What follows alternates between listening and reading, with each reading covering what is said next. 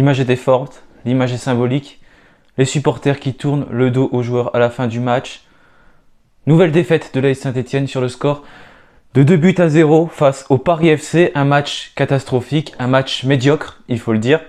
Rien n'a été montré durant cette partie de la part des Stéphanois. Deux mi-temps qui se sont lamentablement ressemblés. Les Verts qui n'ont pas du tout fait honneur à leur maillot, qui n'ont pas du tout fait honneur à l'hommage qui avait été rendu à monsieur Robert Émile, qui est décédé malheureusement le 7 août dernier à 101 ans. Et les Verts qui n'ont surtout pas fait honneur à leurs supporters qui étaient pourtant venus en nombre les encourager à Geoffroy Guichard, malgré les résultats qui s'enchaînent, les mauvais résultats. Les Verts qui sont actuellement à la 18e place avec 8 points. Et pire encore, on a un match d'avance sur les équipes qui sont derrière nous, que ce soit Niort ou le Nîmes Olympique. À la fin de cette journée, les Verts qui pourraient se retrouver donc à la 20e place, sachant que 4 équipes descendent à la fin de ce championnat. Il y a également les équipes qui sont devant, qui peuvent encore prendre des points. Donc Saint-Etienne pourrait se retrouver à plus de 5 points de la place de non-barragiste. La crise est bien présente. Laurent Batles n'a pas su faire jouer son équipe. Les joueurs n'ont pas su également montrer leur niveau. Enfin bref, les Stéphanois se sont inclinés sur le score de 2-0. Et c'est complètement mérité. Tout le monde, je pense, est énervé de la prestation qu'ont montré les Verts. Les matchs qui s'enchaînent et les matchs qui se ressemblent. Les Verts qui montraient pourtant une belle philosophie de jeu. Il y a de cela quelques matchs. Et malheureusement, aujourd'hui, l'AS Saint-Etienne n'arrive plus à jouer. Depuis le match contre Grenoble, ça se dégrade. Grenoble, Sochaux. Et là, contre le Paris FC, certainement l'une des pires prestations de l'AS Saint-Etienne. On va débriefer cette rencontre. Je ne vais pas faire plusieurs parties comme c'était le cas contre Sochaux parce que je n'ai pas envie de faire plusieurs parties. Et de toute façon, il n'y a pas grand chose à dire. Donc voilà, c'est parti pour le débrief de cette rencontre.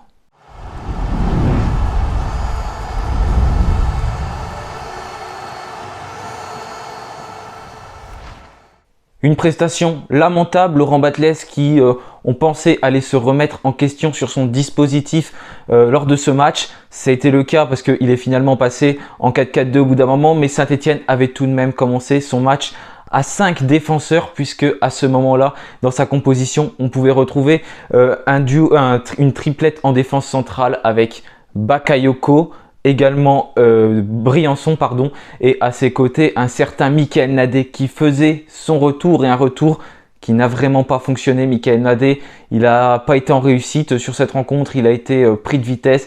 Bref, Michael Nadé n'a pas réussi à faire parler même son physique. Souvent, il se faisait dépasser par les joueurs du Paris FC.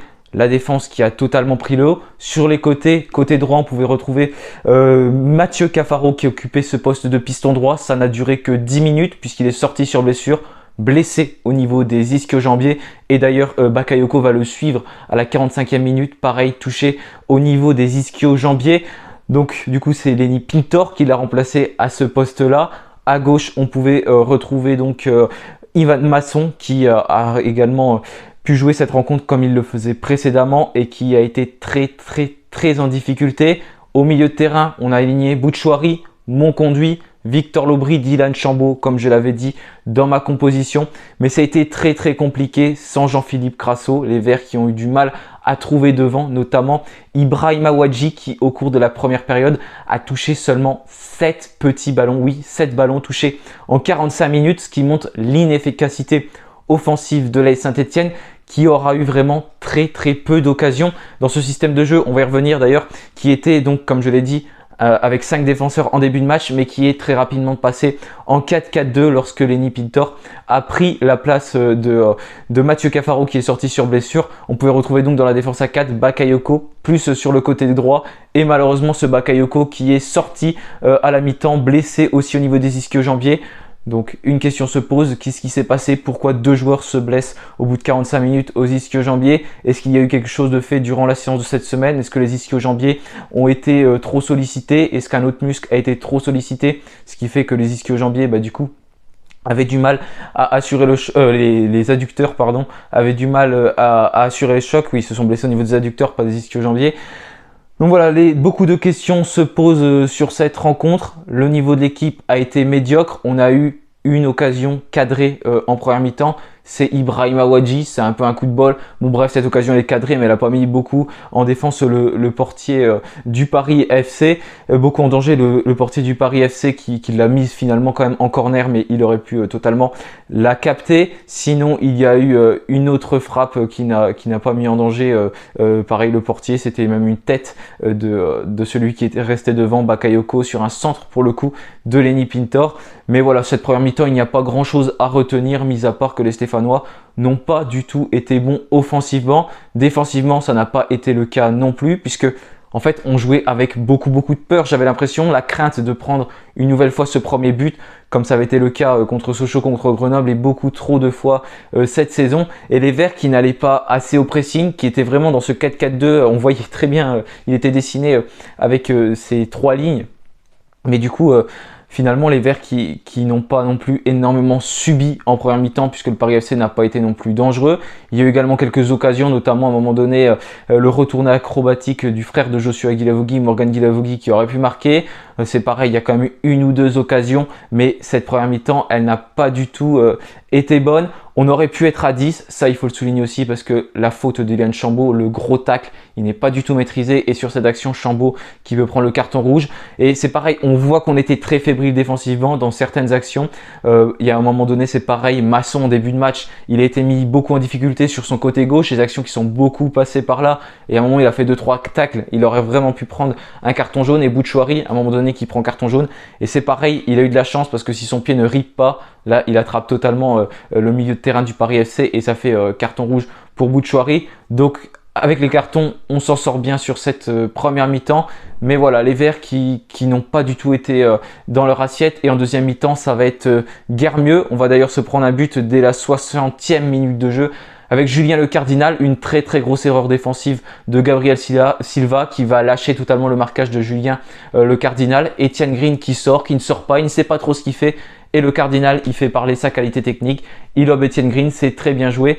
Mais du coup, ça fait 1-0 pour le Paris FC. Une nouvelle fois, Saint-Etienne encaisse le premier but lors d'une rencontre. Et on le sentait venir, les Verts qui n'avaient pas d'occasion, si une équipe devait marquer, c'était plus le Paris FC que l'AS Saint-Etienne. Et ça a été le cas. Le Paris FC qui ouvre le score. Et les Stéphanois qui vont avoir du mal à se montrer dangereux. Malgré tout, il y a quelques occasions, notamment avec l'entrée de Louis Mouton. C'est sur un corner que les Stéphanois commencent à pousser. Louis Mouton qui va tirer et le portier donc du Paris FC qui va arrêter ce ballon. Un très bel arrêt de la part de Filipovic qui va superbe bien se coucher et faire une claquette. Les Stéphanois qui ont encore 2-3 corners, mais malgré tout, on n'est pas assez entreprenant sur ces corners, sur ces coups de franc, parce que les Verts, tout simplement, quand ils tirent, ils n'arrivent pas à passer le premier poteau, ils tirent au ras de terre, et du coup, ça ne met pas du tout en danger la défense du Paris FC. Donc voilà, bref, Saint-Etienne n'y arrive pas, à très peu d'occasions. De temps en temps, Ibrahima Wadji tente une frappe à 20 mètres des buts qui passe largement à côté et qui ne sert à rien. C'est très compliqué pour les Verts et il y a un carton rouge pris par donc Filipovic, le portier du Paris FC. Mais Saint-Etienne, malgré tout, ne va pas réussir à les mettre plus en danger. On va même prendre un but, un nouveau contre du Paris FC. Et puis tout d'abord, c'est le poteau qui est trouvé par l'attaque de Paris. Et finalement, c'est Mehdi Chahri qui va mettre ce ballon au fond des filets. Il y a le poteau qui nous sauve et là, les erreurs défensives de l'AS Saint-Etienne s'accumulent. Etienne Green qui ne sort pas assez rapidement, qui ne se couche pas. Et en même temps, Dylan Chambaud qui semble le gêner. Et Chahri, il fait parler aussi sa frappe. Et puis, il parvient à trouver un angle et il marque. Et ça fait 2-0 pour le Paris FC. Alors que cette équipe évoluait quand même à 10, c'est le comble. Mais les Verts qui ne vont pas beaucoup plus pousser. Il ne va pas y avoir énormément d'occasions jusqu'à la fin du match. L'attaque de l'AS Saint-Etienne a donc été très stérile. Sans Jean-Philippe Crasso, on voit qu'on ne vaut rien. Ibrahima Wadji n'a pas réussi tout simplement à toucher de ballon puisqu'il n'y a pas eu de lien véritable entre le milieu de terrain et l'attaque. Le lien que pouvait faire un certain Jean-Philippe Crasso puisque techniquement il était très bon, donc il remontait bien les ballons. Quand il n'est pas là, et ça s'est totalement senti. C'est pareil pour Dylan Chambaud qui n'a pas réussi à faire ce lien correctement, qui était plus en pointe de l'attaque avec Ibrahima Wadji. Il occupait un peu le rôle de Jean-Philippe Crasso, mais il l'a beaucoup moins bien fait. Donc voilà, j'ai pas forcément grand chose à dire sur cette rencontre, mis à part que les Verts vont devoir se bouger un peu, mettre un petit peu plus d'intensité, parce que là, on a joué tout simplement avec la peur au ventre, la peur d'encaisser ce premier but, la peur d'encaisser tout simplement un but et du coup on a totalement oublié les offensives. On n'a pas été assez entreprenant devant et comme je l'ai dit, on aurait même pu se retrouver à 10 parce que la fébrilité défensive, elle s'est fait ressentir sur ces tacles qui n'ont pas été bons. Je voulais qu'on change de système, mais même ce 4-4-2, il n'a pas fonctionné. Et on a encore 2 matchs où on n'aura pas Jean-Philippe Crasso. Donc ça me fait vraiment très peur. On a Amiens, on a Metz, on a Rodez. Ça va être des matchs qui vont être très compliqués. J'attends de voir ce qui va se passer également ce soir parce que Saint-Etienne pourrait se retrouver très loin au classement.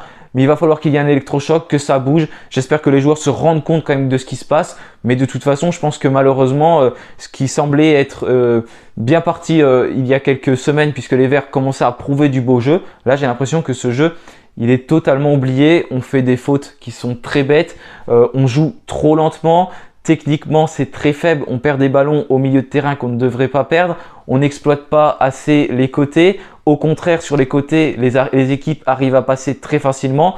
Des fois, on fait des relances qui sont complètement dans l'axe. Il y a énormément de points à retravailler. Pareil, sur les corners, on n'arrive pas à mettre l'équipe en danger.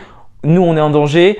À un moment donné, c'est pareil. Juste avant le retour acrobatique de Guy Lavogui, on a Etienne Green qui n'arrive pas à attraper ce ballon, à le capter. Voilà, il y a beaucoup de choses à revoir dans cette équipe de Saint-Etienne. Mais de toute façon, si on est 18e aujourd'hui, c'est tout simplement qu'on le mérite. On a beau dire au fur et à mesure des matchs, on se dit c'est bon, on va faire un bon match. Et malheureusement, les résultats se confirment. On est à notre place et clairement, il y a le feu à la Maison Verte. Pour terminer cette vidéo, je voudrais quand même parler du soutien infaillible du public. Franchement, ambiance exceptionnelle. Jusqu'à la 95e, ça chantait. Les joueurs qui ont pu voir que le public n'était pas content. Les supporters qui leur ont tourné le dos. Et c'était un très gros message. J'espère que ce message va être entendu. En tout cas, aux antennes de Beansport, mon conduit avait l'air de comprendre la situation. Mais c'est bien joli d'avoir des paroles. Mais maintenant, on veut aussi des actes sur le terrain. Parce que tout simplement, quand on voit que c'est un Bakayoko qui tient la défense de l'AS Saint-Etienne, ça fait quand même peur. Et quand il sort à la 45e minute, Saint-Etienne qui encaisse 2 buts et malgré le fait que le Paris FC est réduit à 10, les Verts qui n'arrivent tout simplement pas à mettre en danger cette équipe du Paris FC. Voilà, donc si j'étais satisfait aussi d'un joueur, notamment en première mi-temps, c'était Victor Lobry que j'ai bien apprécié dans ce 4-4-2 sur le côté gauche. J'ai trouvé qu'offensivement, il a été assez bon. Malheureusement, il y avait toujours des joueurs du Paris FC pour contrer ses centres. Mais s'il y a un joueur qui a encore été entreprenant, assez bon du côté de Saint-Etienne, je pense que c'est Victor Lobry qui a rendu une copie plutôt propre au milieu de terrain. Et puis derrière, Bakayoko, comme d'habitude, qui a été très serein. Ça devient le patron de la défense stéphanoise. J'espère que c'est pareil, que pour sa blessure, il n'en aura pas pour très longtemps. Il va falloir faire sans Bouchouari également, puisqu'il s'est pris un carton jaune. Il va être suspendu, pas pour la prochaine rencontre, mais pour la rencontre suivante pour accumulation de cartons jaunes. Voilà, il fallait que cette menace tombe aussi. Bouchouari qui a été assez bon en début de match, mais qui s'est éteint pareil au fur et à mesure de la rencontre. Malheureusement, voilà, Saint-Etienne n'est pas sans dans son assiette, ça se voit et tout simplement, on le montre sur le terrain en prenant une nouvelle fois 2 buts. Et cette fois-ci, on n'a pas marqué. Ça fait très longtemps, je pense, qu'on n'a pas marqué pendant un match. Depuis le début de la saison, on a dû marquer à toutes nos rencontres, si je dis pas de bêtises, à part contre Le Havre où on a pris 6-0. Mais bon, cette rencontre, je n'ai même pas envie d'y penser. Enfin bref, voilà, merci à tous d'avoir suivi cette vidéo. Merci de soutenir la chaîne, de regarder les vidéos. Franchement, je vous remercie pour votre soutien infaillible. Malgré tout, nous, on va rester derrière cette équipe de l'AS Saint-Etienne parce que c'est notre club. Et malgré ce qui se passe, il faut être derrière l'équipe. Mais bon, il va falloir faire comprendre aux joueurs quand même qu'il faut se bouger. Merci à tous d'avoir regardé cette vidéo. Je vous souhaite quand même un bon week-end. Malheureusement, on commence à s'habituer à ces mauvais résultats. Voilà, bonne soirée à tous et puis allez les Verts!